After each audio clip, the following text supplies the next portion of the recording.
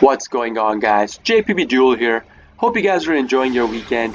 And for today's matchup, I'm bringing you an Adventure Springs versus a Handtrap DPE Zoodiac with my opponent going first. Now, this is not the kind of hand you want going second, but sadly, we do draw into it. Thankfully, my opponent only sets down 2 cards for his turn, passes his turn afterwards. Now, in my hand, I have enough gas to just outright kill my opponent this turn if he does not interact with my combo whatsoever. But we all know that's not possible in Master Duel, especially at Diamond 1 tier, so let's get right into the combo. I normal out my drop Cs and my opponent instantly max Cs me. Now, yes, I can call by the Grave, but again, cross out on the field, that means it's gone. So I am now going to be under max C. I am not going to be taking the Maxi challenge at this point, no sir, too soon to do that. So I go into battle phase, hit him in the face with my drop Cs, end my turn, hoping that my skill drain allows me to push past my opponent's turn. Now, he draws into his Adventures engine. That means he could basically bounce my skill drain with the Draco back, which he does search for by normaling out Ash Blossom. But my opponent is about to make a really greedy and bad play. So you guys will see right here, he will discard the Draco back, attach it to the token, special out the Enchantress to go into his Predaplant to make a DPE play. Now right here, what he should have done, or what I would have done in his situation, is that I would be pretty scared of a back row set. If my opponent only has one back row set, I would bounce it with the Draco back because I would be pretty scared about it. I would have used it, bounced the back row, and if he did that, his play would have went through. He would have gone into his DPE, which would have been really annoying for me to deal with. But he goes into Predaplant, and then he activates Predaplant without getting rid of the back row, which was pretty surprising to me. So I activate my skill drain, negate the Predaplant's effect.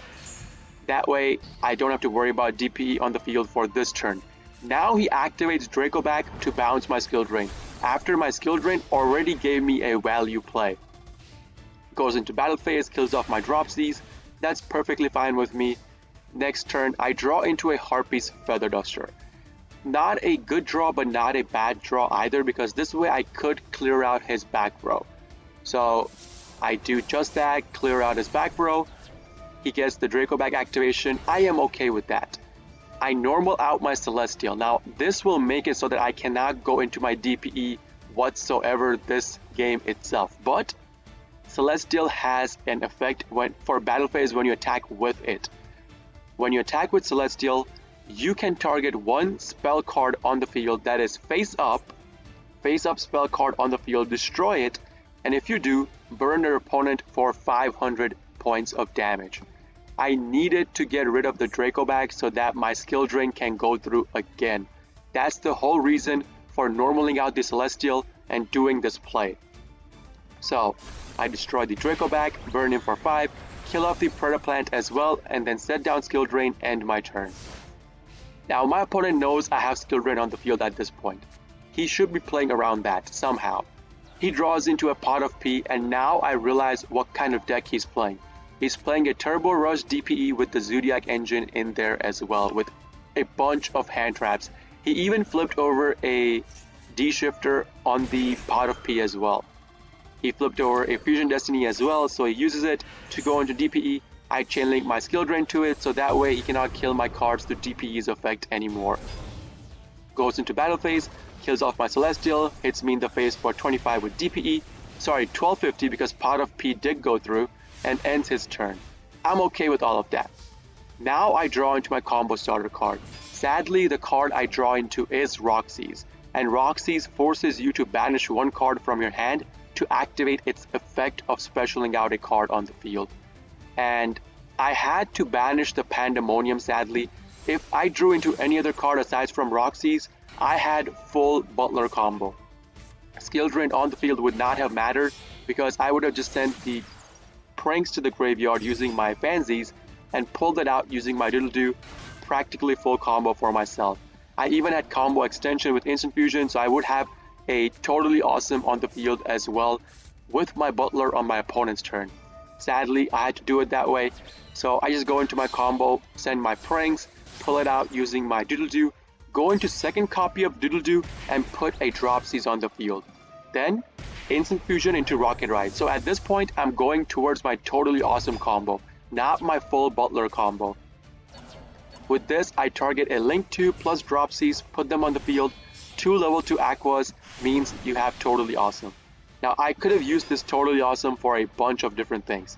I could have used this to negate the DPE activation in the graveyard, or I could have used it to negate his Celestial draw, which I was hoping to do. I was not going to prevent his DPE activation once I do kill it, because 2 level 2 links on the field for the Prankist monster means that you have access to your roster. And that is exactly what I'm doing. I'm going into my roster to kill off his DPE on the field.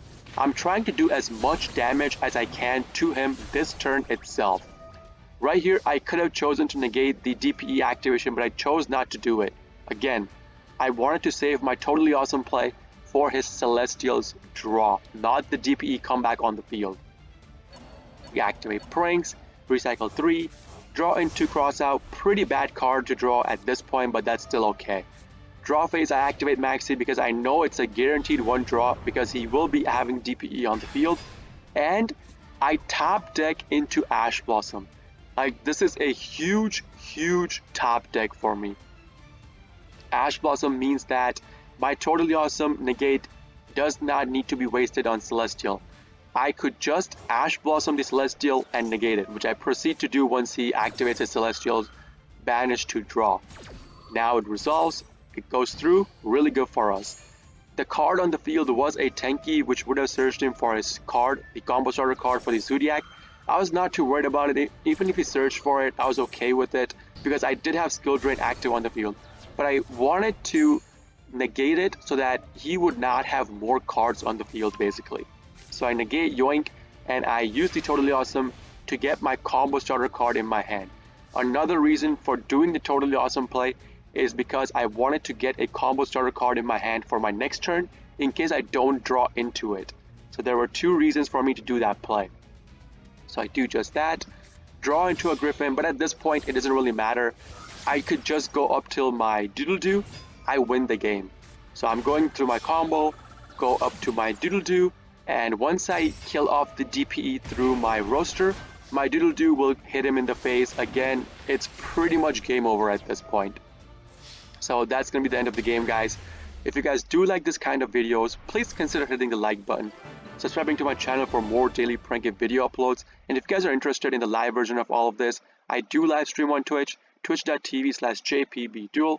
Link along with my schedule is going to be in the video description itself for you guys to check out. This is JPBDuel signing off for today. I'll see you all in the next video. Peace!